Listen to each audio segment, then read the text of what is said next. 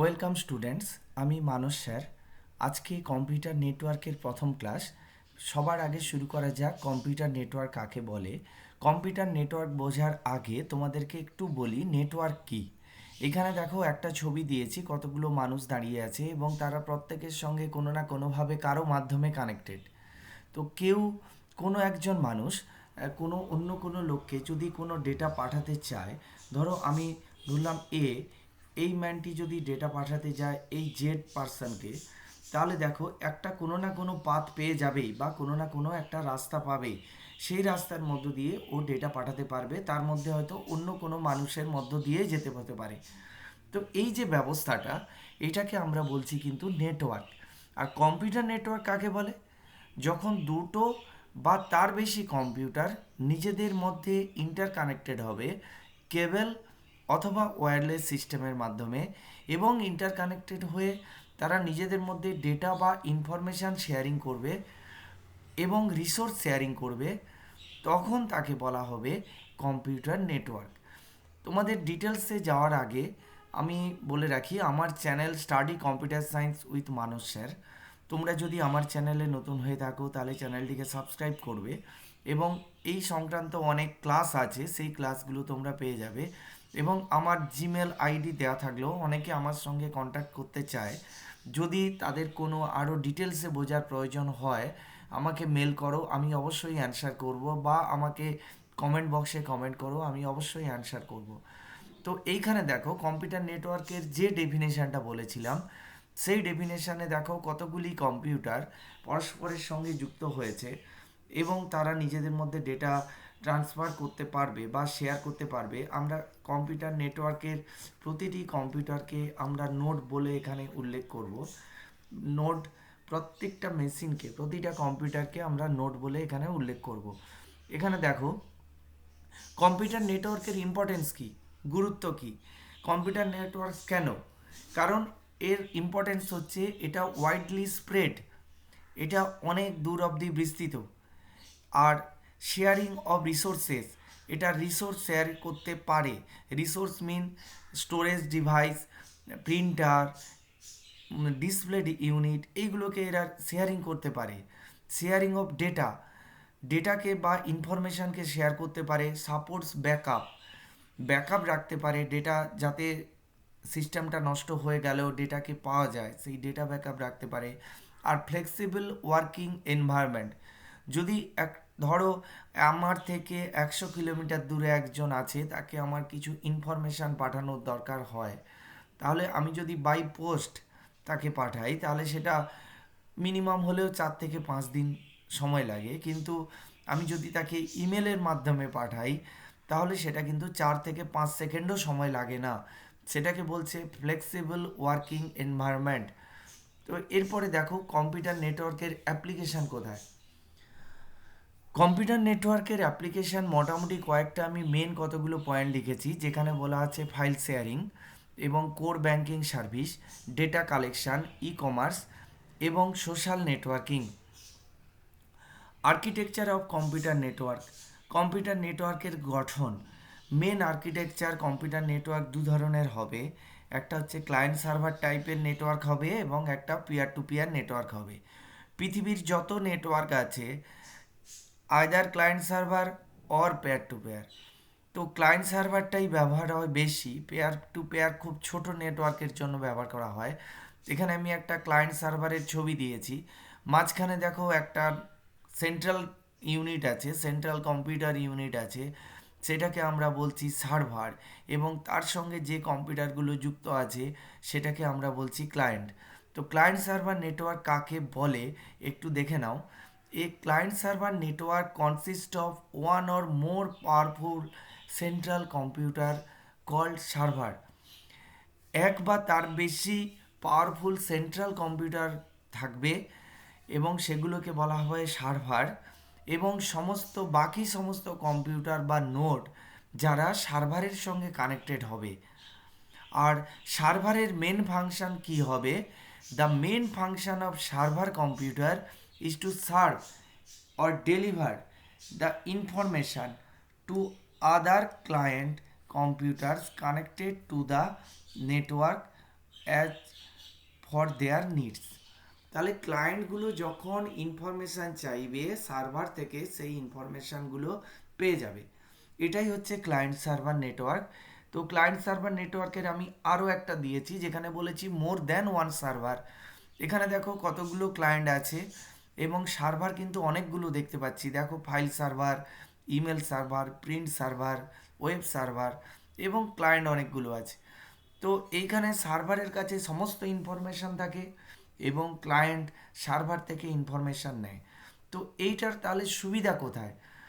Client server নেটওয়ার্কের যেটা main সুবিধা হচ্ছে server as a central computer controls all the data and software in the network, so the server can easily manage many users or clients. তাহলে অনেকগুলো client or ইউজারকে server সহজে manage করতে পারে। আর কি, these networks has special system of data backup from server so that important important data is not loss, যাতে করে ইম্পর্ট্যান্ট ডেটা নষ্ট না হয়। তাহলে ব্যাকআপ সবসময় নিচ্ছে সার্ভার এবং সার্ভার হচ্ছে মেন কন্ট্রোল এখানে। আর disadvantage of client server network কী আছে? যেহেতু মেন সেন্ট্রালাইজ কন্ট্রোলটা সার্ভারের কাছে থাকে, যদি সার্ভারটা ফেল করে যায় অর্থাৎ সার্ভারটা যদি ব্রেকডাউন হয় তাহলে কি করবে? It affects the entire network, পুরো নেটওয়ার্কটাকে এটা অ্যাফেক্টেড করবে। An system administrator expert expert system administrator, এখানে স্পেলিংটা একটু ভুল আছে, এটা এক্সপোর্ট লেখা হয়ে আছে, এক্সপার্ট হবে। Administrator is always required to control the server in the network. তাহলে সার্ভারকে কন্ট্রোল করতে গেলে একজন এক্সপার্ট সিস্টেম অ্যাডমিনিস্ট্রেটরের সবসময় প্রয়োজন হয়। আর ক্লায়েন্ট সার্ভার নেটওয়ার্কের গঠনটা কিন্তু জটিল, এটা কিন্তু সহজ নয়। এরপর আসছি দেখো peer to peer network. Peer to peer network কি বলছে? Each computers in this network act as a server at one side and client on the other side. এক সাইডে যেমন সার্ভার হিসাবে কাজ করে, অন্য সাইডে কিন্তু ওই কম্পিউটারটাই ক্লায়েন্ট হিসাবে কাজ করবে। There is no central computer, এখানে কিন্তু কোনো সেন্ট্রাল কম্পিউটার নেই। অর সার্ভার, কোনো সার্ভার বা সেন্ট্রাল কম্পিউটার কিন্তু এখানে নেই। আর the computer that receive data from another computer is call client. যে কম্পিউটারটা অন্য কম্পিউটার থেকে ডেটা নেবে তাকে বলা হবে client. And the computer that provides data is called server. যে কম্পিউটারটা ডেটা প্রোভাইড করবে তাকে বলা হবে সার্ভার। তো এইখানে ক্লায়েন্ট সার্ভার নেটওয়ার্কের মতো, কিন্তু এটা কি, এটা ক্লায়েন্ট সার্ভার নয়, এটা পেয়ার টু পেয়ার, মানে সবার প্রায়োরিটি সমান। আমি একটা ডায়াগ্রাম দিচ্ছি দেখো, যে এইখানে দেখো কোনো একটাও কিন্তু সার্ভার নেই বা কোনোটাকেও আমরা ক্লায়েন্ট বলছি না। প্রত্যেকটা নোড এখানে ক্লায়েন্ট এবং প্রত্যেকটা নোড এখানে সার্ভার। যে ডেটা প্রোভাইড করবে সে সার্ভার, যে ডেটা অ্যাকসেপ্ট করবে সে হচ্ছে ক্লায়েন্ট। এরপরে দেখো এই পিয়ার টু পেয়ার নেটওয়ার্কের অ্যাডভান্টেজ কি দেখো। পিয়ার টু পেয়ার নেটওয়ার্কের যে অ্যাডভান্টেজটা আছে এইখানে দেখো, এটা simple in nature, so it is very easy to set up. এটা তৈরি করা খুবই সহজ। আর এই নেটওয়ার্কের কোনো ডেডিকেটেড সার্ভার নেই, সুতরাং কোনো পাওয়ারফুল কম্পিউটারের প্রয়োজন হয় না। আর ডিসঅ্যাডভান্টেজ হচ্ছে এখানে কিন্তু কোনো ডেটা প্রোটেকশানের ব্যবস্থা নেই, কারণ যেহেতু সেন্ট্রাল কম্পিউটার বা সার্ভার এখানে ইউজ হয় না, সেই জন্য এখানে কিন্তু ডেটা প্রোটেকশানের কোনো ব্যবস্থা নেই। আর দেখো there is no provision for data backup in this network. এখানে কিন্তু ডেটা ব্যাকআপ নেওয়ারও কোনো প্রভিশন নেই। এইবার আসছি দেখো, আমরা আর্কিটেকচার জানলাম, এবার নেটওয়ার্ক কত ধরনের। নেটওয়ার্ক তিন ধরনের, তোমরা এটা জানো অনেকেই। লোকাল এরিয়া নেটওয়ার্ক যেটাকে আমরা বলি ল্যান, তারপর আছে দেখো মেট্রোপলিটিয়ান এরিয়া নেটওয়ার্ক যেটাকে বলি আমরা ম্যান, এবং ওয়াইড এরিয়া নেটওয়ার্ক যেটাকে বলি আমরা ওয়ান। এই ল্যান, ম্যান এবং ওয়ান কি সেটা একটু দেখে নাও। ল্যানের আমি একটা ছবি দিয়েছি, এখানে দেখো কতগুলো কম্পিউটার কানেক্টেড আছে। এটা একটা স্পেশাল একটা টোপোলজি আছে, সেটাকে বলা হয় স্টার টোপোলজি, সেটা আমি পরে আলোচনা করব। তো এইটা দেখো ল্যান কাকে বলে। The physical perimeter of the network is limited to a specific area. একটা নির্দিষ্ট এরিয়ার মধ্যে কিন্তু এটা লিমিটেড। আর a LAN is formed by connecting computers located on different floors of a building, a large office, a commercial organization। মানে একটা building এর মধ্যে, একটা অফিসের মধ্যে, একটা কমার্শিয়াল অর্গানাইজেশনের মধ্যে, একটা স্কুল, একটা ইউনিভার্সিটি, একটা কলেজের মধ্যে যে নেটওয়ার্ক কাজ করে সেটাই হচ্ছে লোকাল এরিয়া নেটওয়ার্ক। এই লোকাল এরিয়া নেটওয়ার্কের আমি আরও একটা ছবি দিয়েছি, যে একটা লোকাল এরিয়া নেটওয়ার্ক, দুটো লোকাল এরিয়া নেটওয়ার্ক কিভাবে কানেক্টেড এবং সেটা ইন্টারনেটের সঙ্গে কিভাবে কানেক্টেড সেই ছবি একটা দিয়েছি। আমি এগুলো ডিটেলসে পরের ক্লাসগুলোতে নিশ্চয়ই আলোচনা করব। এবার দেখো মেট্রোপলিটিয়ান এরিয়া নেটওয়ার্কটা কি।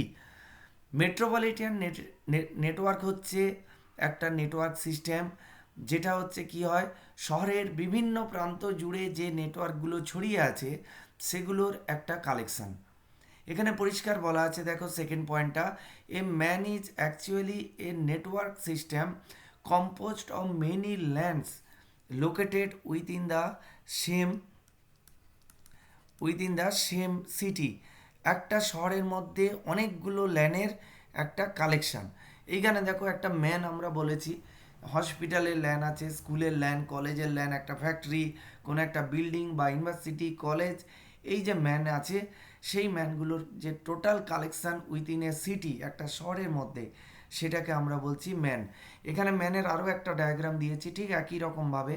এখানে দেখো কলেজ আছে, স্কুল আছে, হসপিটাল আছে, ফ্যাক্টরি আছে, এইগুলোর কানেকশানকে বলছি আমরা একটা ল্যান। এবার ওয়ান কাকে বলে, দেখো ওয়ানের ছবিটা দিয়েছি যেটা তোমরা বুঝতেই পেরেছো। সারা পৃথিবী জুড়ে যে ছোট ছোট নেটওয়ার্ক আছে, ল্যান আছে, ম্যান আছে, সবগুলোর যে কানেকশান সেটাকে বলা হয় ওয়ান বা wide area network. In network system that links computers spreaded across the globe to exchange information is called a wide area network or WAN। সারা পৃথিবী জুড়ে যে নেটওয়ার্ক ছড়িয়ে আছে সেটাই হচ্ছে ওয়ান। এবং ওয়ানকে কিন্তু আমরা বলি ইন্টারনেট। কেন ইন্টারনেট বলি, দেখো আমি প্রথমে এটা বলতে ভুলে গেছি, নেটওয়ার্ক আর ইন্টারনেট দুটো আইডিয়া আলাদা, একটু আলাদাভাবে তোমাদেরকে নিতে হবে। ইন্টারনেটের আলাদা প্রোটোকল আছে, নেটওয়ার্কের প্রোটোকল আলাদা আছে, এবং ইন্টারনেট এবং নেটওয়ার্কের মধ্যে একটা রিলেশন কোথায়, এইখানে এই শব্দটার মধ্যে লেখা আছে, একটা লাইন লিখেছি আমি, দেখো, the internet is a network of all networks throughout the world.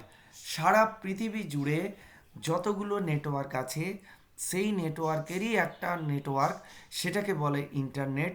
এখানে বিভিন্ন ধরনের নেটওয়ার্ক থাকতে পারে, বিভিন্ন ধরনের হার্ডওয়্যার এবং তাদের বিভিন্ন ধরনের সফটওয়্যার থাকতে পারে, এবং বিভিন্ন টোপোলজি ইউজ করতে পারে, বিভিন্ন নেটওয়ার্ক আর্কিটেকচার থাকতে পারে, কিন্তু সেই সমস্তগুলো একসঙ্গে যখন যুক্ত হয়েছে তখন তাকে বলা হয় ইন্টারনেট।